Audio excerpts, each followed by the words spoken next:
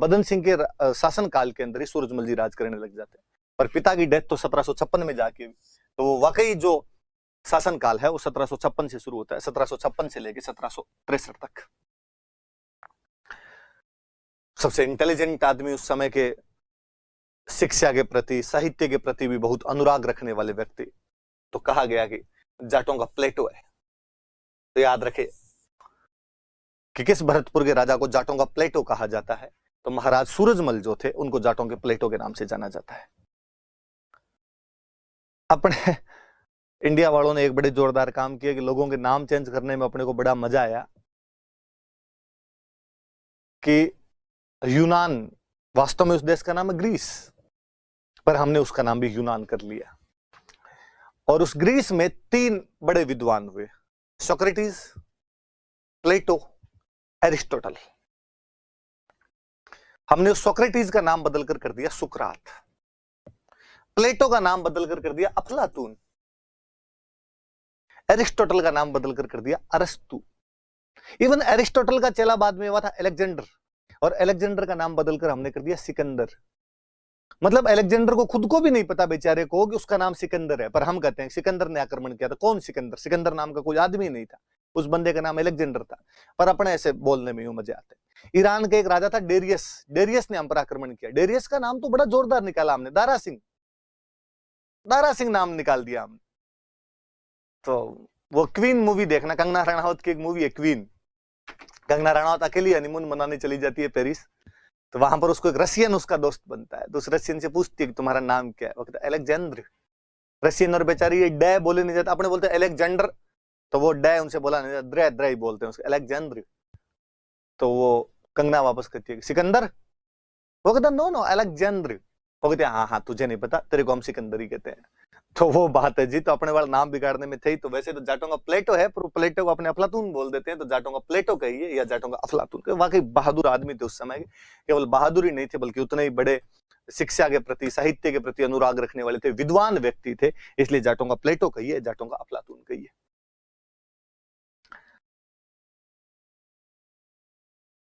ये मैं बाद में बताऊंगा, ये समझा दूंगा आपको, पर पहले ये सुनिए इसके बाद वाली।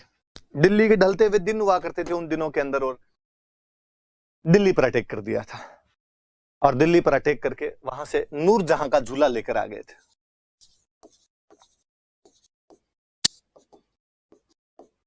झूला समझते हो? हिंडो, हिंडो। किसी टाइम में नूरजहां वहां बैठ के उस पर झूला करती थी, सूरजमल जिनका उतारो इसको, इस पे भाई साहब अपने झूलेंगे। और डीग में इन्होंने जल महल बनवा रखे थे, तो उन डीग वाले जल महलों के अंदर ये नूरजहां का झूला लगवाया था। ये डीग वाले जल महल है। डीग को अपने जल महलों की नगरी कहा जाता है, सिटी ऑफ ब्लैक पैलेसेस। और इन डीग के जल महलों में सूरजमल जी ने नूरजहां का झूला लगवाया था, जिसके लिए कहा जाता है कि वो जो झूला है वो दिल्ली से उतार कर लाया गया था। तो याद रखना भाई कि दिल्ली पर अटैक किया था, वहां से नूरजहां का झूला उतार कर ले आए थे। 1761 में मराठों के और अहमद शाह अब्दाली के बीच में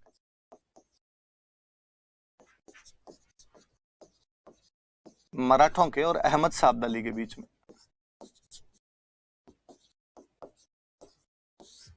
पानीपत का तीसरा युद्ध हुआ, third battle of Panipat. Surajmal ji को जब पता चला कि मराठों के और अहमद शाह अब्दाली के बीच में युद्ध हो रहा है, तो सूरजमल जी गए मराठों के पास। जाते टाइम जब वो यहां से गुजर रहे थे, तो उनको कहा कि यार मैं भी आपकी सहायता कर सकता हूं। पर मराठों के क्या है कि मराठे मुगलों के ढलते हुए दिनों में इतने ज्यादा पावरफुल हो गए थे कि जहां मर्जी आती वहां लूटपाट कर लिया करते थे। एवं दिल्ली को तो मराठे कुछ समझते ही नहीं थे। किस युद्ध से थोड़े दिन पहले मराठों ने दिल्ली पर कब्जा किया था, और दिल्ली का जो दीवाने खास था लाल किले का, उसके जितनी भी सोने चांदी थी, उसके दीवारों पे चांदी लगी हुई थी, वो सब उतार के और उसके सिक्के डलवा दिए थे। तो मराठों के सामने तो दिल्ली की औकात ही एकदम यूं भौंतरी हो रखी थी। तो मराठों को लगता था यार हमसे तो कोई लड़ ही नहीं पाएगा, और वाकई हालत भी ये थी, मराठों से कोई लड़ भी नहीं पाता था। मराठे जहां जाते अगला हाथाजोड़ी करके रुपए देके वापस भेजा करता था इनको। तो मराठों को इतना घमंड था कि मराठे अपनी फौज में फौजी रखते कम, लुगाई टाबर रखते ज्यादा, औरतें बच्चे, कि भाई कहीं जाके घेरा डालना है अपने को, तो महीने भर पड़ा रहना है वहां पे, और महीने भर जब वहां पे पड़े रहेंगे तो अगला राजा अपने आप पैसे निकाल के दे देगा। अब इतने दिन आराम से लुगाई टाबरों को साथ लेके चलो। लुगाई टाबरी नहीं, मालिश करने वाले, डांस करने वाले, ढोलक पेटी बजाने वाले, पूरा इंतजाम करके चलते थे भाई साहब। सूरजमल जी ने समझा, इंटेलिजेंट बंदे थे। अरे का मूर्खों, इन लुगाई टाबरों को यहीं भरतपुर छोड़ दो, कोई बात नहीं, महाराष्ट्र नहीं छोड़ के आए तो आप लोग, इनको तो यहीं छोड़ दिया जाए और आप चलो, सेना हल्की कर लो, केवल सैनिक सैनिक लेके चलो, मैं और साथ चलने के लिए तैयार। पर मराठों का सेनापति हुआ करता था सदाशिवराव भाऊ। भाऊ बड़ा घमंडी आदमी था। भाऊ ने कहा अच्छा, अब आप लोग बताओगे हमें कैसे लड़ना चाहिए और कैसे नहीं लड़ना चाहिए, और हमें किसी की सहायता की आवश्यकता ही नहीं। तो सूरजमल जी ने ठीक है, तो रवाना हो यहां से, जब तेरे को सहायता ही नहीं चाहिए तो भाऊ यहां से अकेला गया। उस पानीपत के तीसरे युद्ध के अंदर अब्दाली मराठों को बहुत ढंग से हरा देता है। पानीपत वाली मूवी बॉलीवुड वालों ने बनाई और उसके अंदर उन्होंने कुछ भी दिखाया हो। अब सिस्टम यह है कि बॉम्बे में बैठ के आपको मूवी बनानी है और बॉम्बे में बैठ के आप मराठों को गालियां नहीं निकाल सकते। ये मैंने कभी और पहले भी बताया होगा, मैं आज बताऊं आपको कि आप किसी भी महाराष्ट्रियन को कभी मराठों के या शिवाजी के बारे में तू तड़ाके से बोल के दिखा दो, लोग शाम तक मार मार के मुंह बालाजी कर देते हैं। महाराज छत्रपति शिवाजी बोला जाए, कौन बनेगा करोड़पति में अमिताभ बच्चन ने 4 ऑप्शन में शिवाजी ऑप्शन दे दिया था। इस बात पे माफी मंगवा दी थी उन्होंने पूरे चैनल को। आप पंजाब के किसी व्यक्ति के सामने महाराज रणजीत सिंह के बारे में ऊंचा नीचा बोल के दिखाओ थोड़ा, लोग गला पकड़ने के लिए तैयार हो जाएंगे। ये अपने वाले ही हैं जिनको अपने इतिहास, अपनी भाषा, अपनी संस्कृति से भगवान जाने क्यों लगाव नहीं होता। अपने यहीं पे लोग होंगे जो अपने राजा महाराजाओं की आलोचना करते हुए मिल जाएंगे। हाँ, जहां आलोचना है वहां आलोचना कीजिए, हालांकि वो लोग तो वहां पर भी आलोचना नहीं करते होंगे। आलोचना किस बात की? आपकी मान डाकण गुण गए। अपने यहां कोई महाराणा प्रताप के बारे में, पृथ्वीराज चौहान के बारे में, सवाई जय सिंह के बारे में, सूरजमल जी के बारे में, किसी के बारे में कोई ना कोई आदमी कुछ नहीं करता मिल ही जाएगा। ये नहीं किया, वो किया। मराठा ऐसे नहीं करते, तो बॉलीवुड वालों की हिम्मत भी नहीं होती कि बॉम्बे में बैठ के मराठों के खिलाफ कुछ बताओ। अब चूंकि मूवी बनाई तो किसी ना किसी को तो विलन बनाना पड़े। राजस्थान वाले को बना दो, अपने पे एक्सपेरिमेंट कर करके देखे हुए उनके कि इनको बना दो, ज्यादा से ज्यादा को हो हल्ला मचेगा, हो हल्ला मचेगा तो मूवी और हिट हो जाएगी। ये तो है नहीं कि अगली बार ये करेंगे नहीं। तो इन्होंने पानीपत में सूरजमल जी को विलेन बनाने की कोशिश कर दी। मैंने तो क्लास में मना किया हूं, नहीं अपने ये मूवी देखनी नहीं, कोई मत देखने देना भाई, वरना हमेशा मैं मूवियों का समर्थक रहता हूं। मैं बच्चों को हमेशा कहते हैं भाई मूवी देखने जाया करो, मूवी देखने से सीखता ही है बंदा।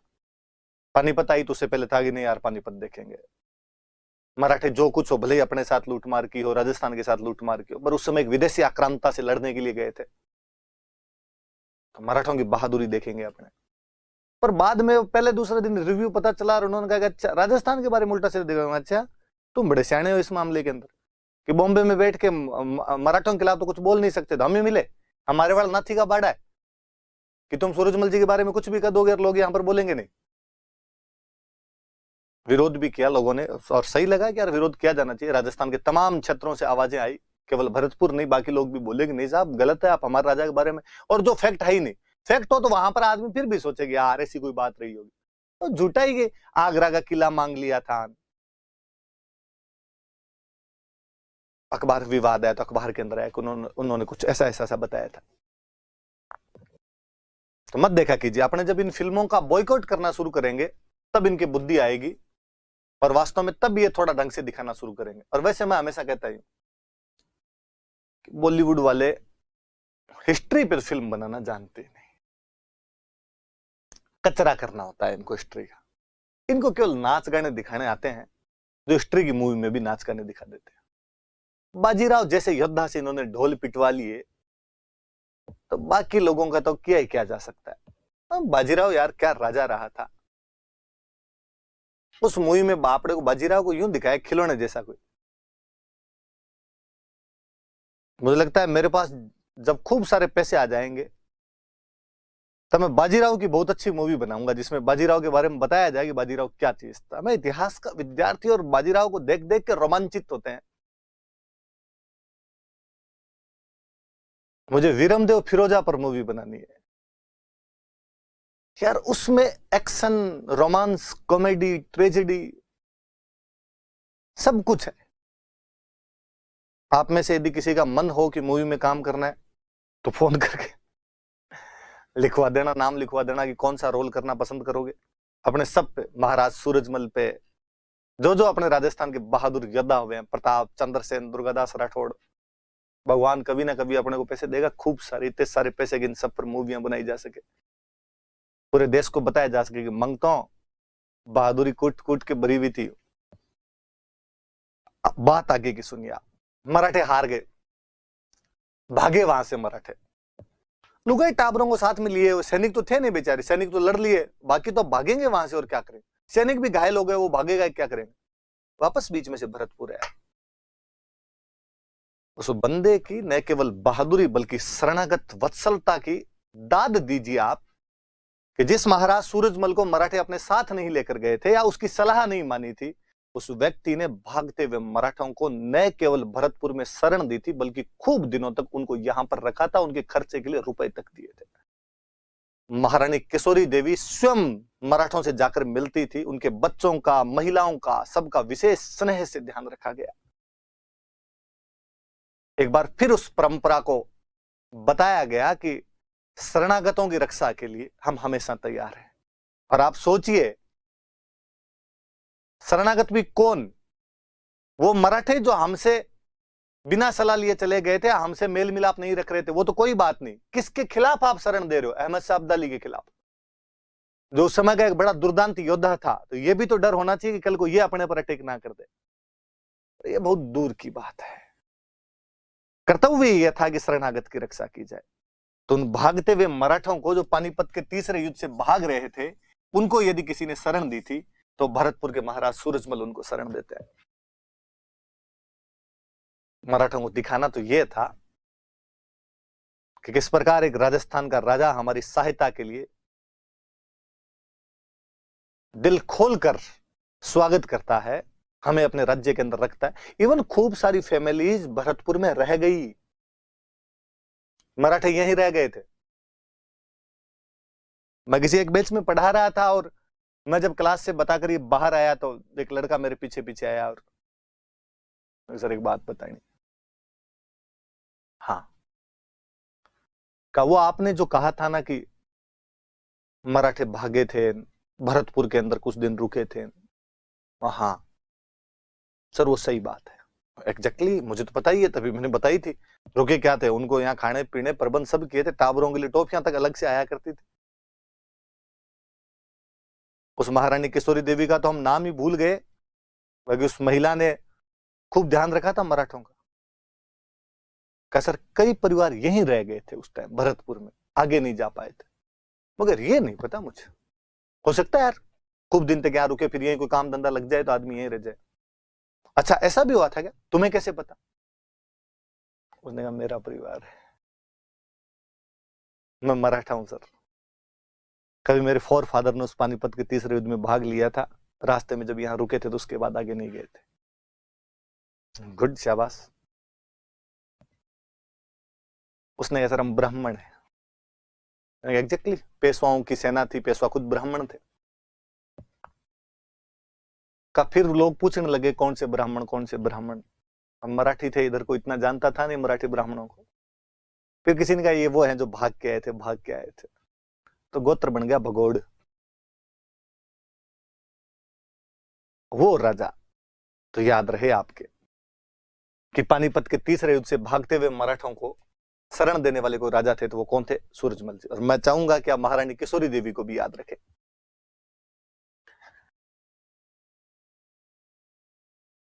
और थोड़ी सी और बातें बताता हूं मैं। भरतपुर का किला इन्हीं के टाइम में बनवाया गया था।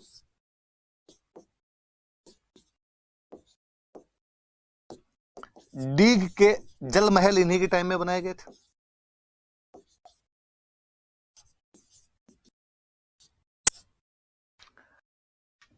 इंटेलिजेंट बंदे थे, एग्रीकल्चर में खूब सारे सुधार करवाए थे।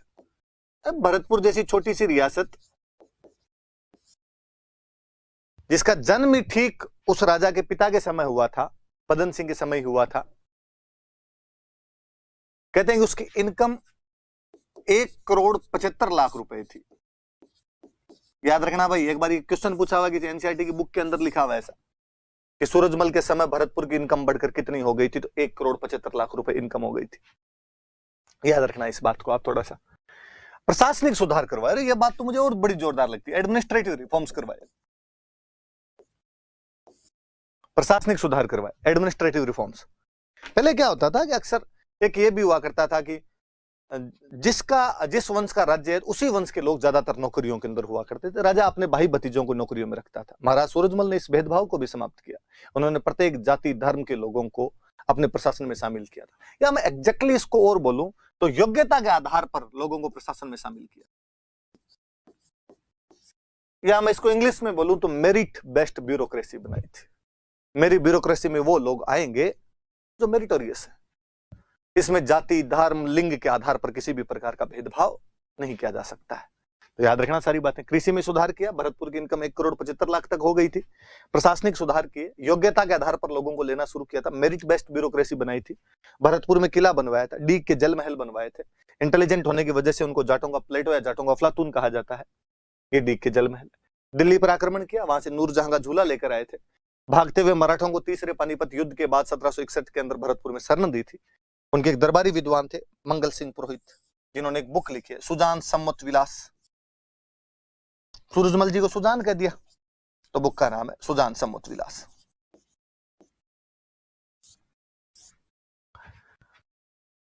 कालांतर में अपने यूपी में एक इलाका पड़ता था रुहेलखंड।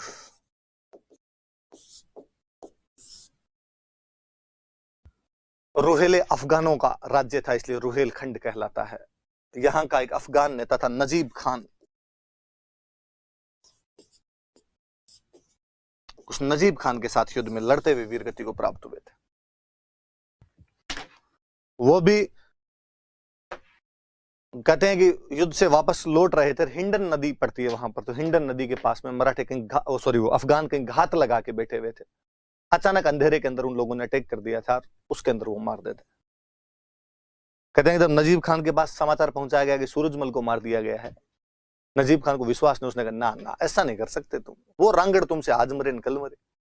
जब लाश लेके गए थे तब उसको विश्वास हुआ अपनी आंखों पे कि हाँ वाकई सूरजमल युद्ध के अंदर वीरगति को प्राप्त हो चुका है। लंबा चौड़ा डील डोल डाकी टाइप का आदमी था एकदम। तो ये महाराज सूरजमल के बारे में हमने पढ़ा।